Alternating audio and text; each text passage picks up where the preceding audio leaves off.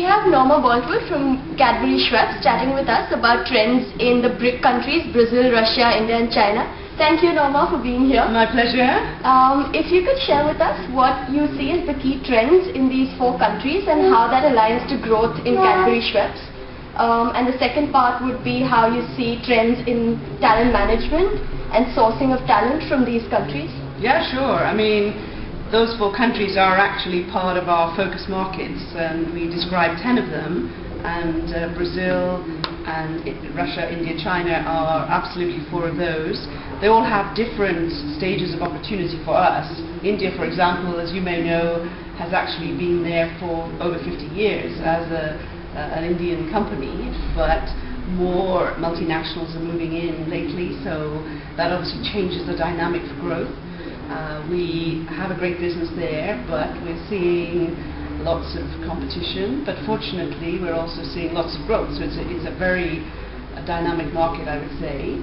China is perhaps for us a younger and newer market, and so we're working on building the brand awareness and the right way to put our products in the marketplace in China, but obviously it's such a huge market for the future that it really is a top priority for us.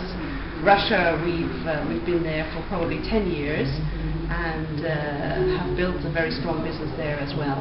And Brazil, similarly, we have some acquisitions that have also accelerated our growth there. So lots of similarities, I think, with them, and some differences in terms of our own stage of business in those places.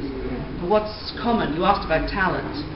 And I think my role in Cadbury Schweppes is the Global Talent Development Director. So we have an early career strategy for all of our regions, but with particular focus on the BRIC markets, as you probably expect. Yes, no.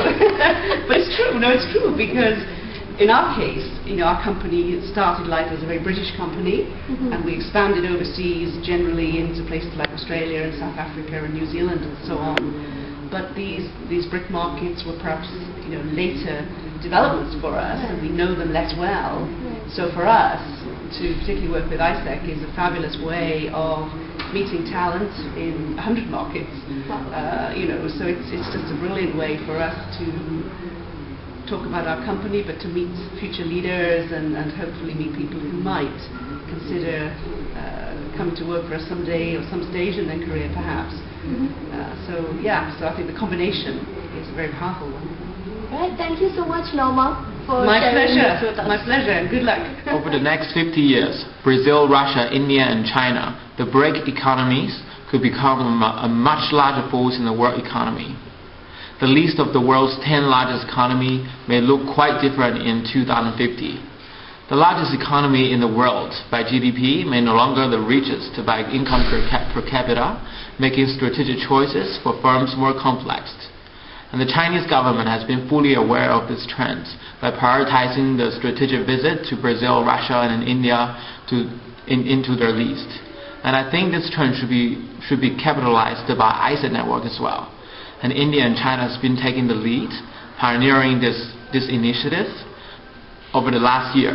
And for now, we have already realized 200 exchanges around the cooperation between China and India. And the things which impress me the most is the friendship and the trust built through this program. Hi, my name is Araz Nigerian. I'm currently the VP Exchange on AIESEC International, and I'm also working very closely with 4 very important countries in the AIESEC network, and that's Brazil, Russia, India and China, also known by some as the BRIC countries. And one of the things that we're aiming at doing together as countries and myself and in the next year is really bringing together these countries in a way that they can work together to really offer more AIESEC experiences for all of the young people that are in these countries, of course, because it's some of the biggest countries in the world, very large economies and societies, and are playing a larger and larger role in terms of how the world is being shaped. And so we really want to make sure that these countries are working strongly together, and also, of course, connecting the rest of the world to these countries to get to learn more about these cultures. And I know for myself, coming from Canada, it's a really cool experience to get to work with people from these countries and get to learn more about how business is done there, what is shaping society, what is the role that young people see themselves playing, and also what I can do about it and what it means in terms of my life and the impact that it has on where I want to go and what I want to do. So I hope you get a chance to get to learn more about this initiative, and that's it. Yeah. Hi, I'm Houston Spencer. I'm the Chief Marketing Officer of Alcatel-Lucent in the UK and Ireland. And I've been asked to mention what's important in the link between AIESEC and Alcatel-Lucent, especially in the BRIC countries. And the big thing for us in the BRIC countries is that our business is growing incredibly fast, just as many businesses are, and we need to source talent in all of those countries.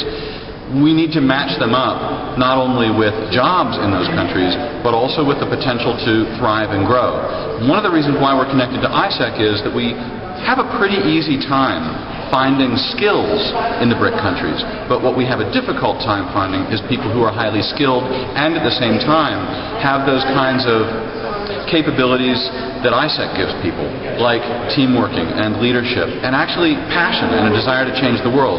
So the combination in the BRIC countries is a fantastic combination for Alcatel-Lucent and for a lot of companies. But that's why we're so involved in AIESEC in the BRIC countries.